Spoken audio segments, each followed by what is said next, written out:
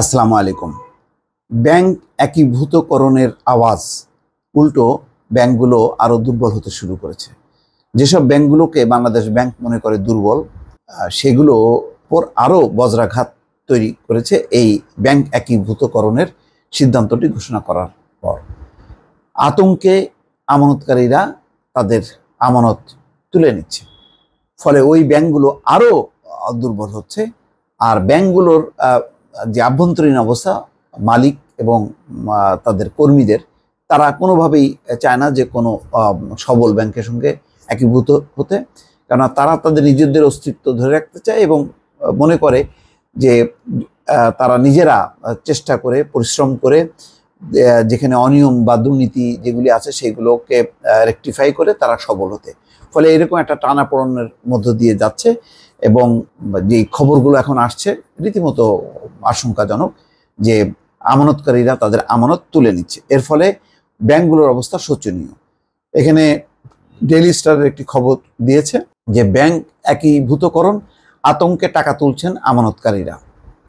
Basic ব্যাংকের কর্মকর্তারা জানান, গত সপ্তাহে কয়েকদিনে ব্যাংক থেকে প্রায় ২,০০০ কোটি টাকা উত্তোলন করা হয়েছে। সরকারি খাতের অনেক টাকা সেখানে ছিল, তারা উত্তোলন করে। সম্প্রতি বেসিক ব্যাংক ও ন্যাশনাল ব্যাংক থেকে জমানো টাকা তোলার পরিমাণ বেড়েছে। এতে সংকটে পড়া ব্যাংক দুটির পরিস্থিতি আরও খারাপের দিকে। সিটি ব্যাংকের সঙ্গে বেসিক ব্যাংক এবং ইউনাইটেড কমার্শিয়াল ব্যাংকের সঙ্গে ন্যাশনাল ব্যাংকের একীভূত হওয়ার খবর প্রকাশের পর গত সপ্তাহে দুই ব্যাংকের বিভিন্ন শাখায় গ্রাহকরা ভিড় জমাতে শুরু করেন। পরিস্থিতি মোকাবেলার উপায় জানতে চেয়ে গত 18 এপ্রিল রাষ্ট্রায়ত্ত বেসিক ব্যাংকের ব্যবস্থাপনা কর্তৃপক্ষ অর্থ মন্ত্রণালয়ের আর্থিক প্রতিষ্ঠান বিভাগে চিঠি দেয়। বেসিক ব্যাংকের কর্মকর্তারা জানান, গত সপ্তাহের কয়েকদিনে ব্যাংক থেকে প্রায় ২,০০০ কোটি টাকা উত্তোলন করা হয়। গত বছরের জুনে বেসিক ব্যাংকে আমানত ছিল ১৫,৯৩৫ কোটি টাকা, কিন্তু ব্যাংকের সাম্প্রতিক তথ্য অনুযায়ী বর্তমানে সেই পরিমাণ ১২,০০০ কোটি টাকায় নেমে এসছে। গত সপ্তাহে অর্থ মন্ত্রণালয়ে পাঠানো আরেক চিঠিতে ব্যাংকটির ব্যবস্থাপনা কর্তৃপক্ষ জানিয়েছে, তারা চায় বেসিক ব্যাংকে সরকারি বেসরকারি প্রতিষ্ঠানের পরিবর্তে অন্য কোনো রাষ্ট্রায়ত্ত প্রতিষ্ঠানের সাথে একীভূত করা হোক। যোগাযোগ করা হলে বেসিক ব্যাংকের ভারপ্রাপ্ত ব্যবস্থাপনা পরিচালক আবু মোহাম্মদ মোফাজ্জল বলেন, রাষ্ট্রায়ত্ত প্রতিষ্ঠান হওয়ায় সরকারের বিভিন্ন প্রতিষ্ঠান টাকা জমা দিতে বেসিক ব্যাংকে বেছে নিয়েছে, কিন্তু ব্যাংকটি বেসরকারি সিটি ব্যাংকের সঙ্গে একীভূত হতে যাওয়ায় সরকারি প্রতিষ্ঠানগুলো এখন তাদের অর্থ তুলে নিচ্ছে। তিনি আরও বলেন, বেসিক ব্যাংকের শাখা ব্যবস্থাপকদের কাছে টাকা উত্তোলন করতে ইচ্ছুক নানা প্রতিষ্ঠান থেকে অনেক ফোন কল আসছে। এতে শেষ পর্যন্ত সরকারের ক্ষতি হবে। ২০১৪ সালে কেন্দ্রীয় ব্যাংকের তদন্তে বেসিক ব্যাংকের চেয়ারম্যান শেখ আব্দুল হাই বাচ্চুর বিরুদ্ধে ৪,৫০০ কোটি টাকা আত্মসাতের অভিযোগ ওঠে। এতে শেষ পর্যন্ত ব্যাংকটির আর্থিক সংকটে পড়ে এখনও সেখান থেকে পুনরুদ্ধার করতে পারেনি ব্যাংকটি। গত বছরের ডিসেম্বর পর্যন্ত ব্যাংকটির খেলাপি ঋণ দাঁড়িয়েছে ৮,২০৪ কোটি টাকা, যা ব্যাংকটির বিতরণের ঋণের ৬৪ কোটি টাকা। এদিকে ১৬ এপ্রিল ব্যাংকটির কর্মকর্তা কর্মচারীরা বাংলাদেশ ব্যাংকের গভর্নর বরাবর স্মারকলিপি দিয়ে জানান, একীভূতকরণের প্রস্তাবের কথা শুনে তারা নিজেদের ভবিষ্যৎ নিয়ে উদ্বিগ্ন। অন্যদিকে ন্যাশনাল ব্যাংকের গ্রাহকরাও তাদের জমা অর্থ তুলে নিতে ভিড় করছে।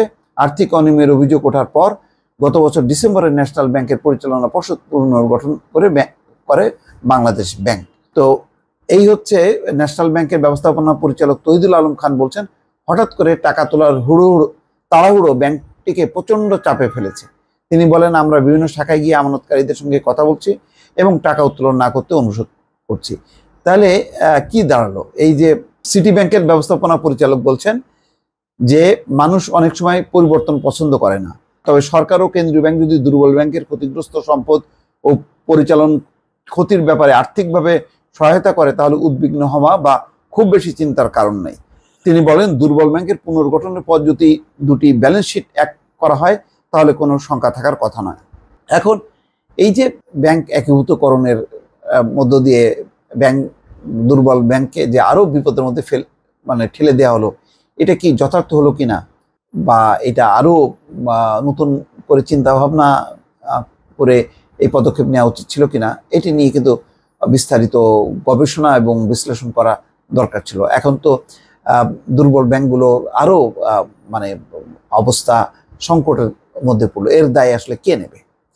দর্শক ভালো থাকবেন। আল্লাহ হাফেজ।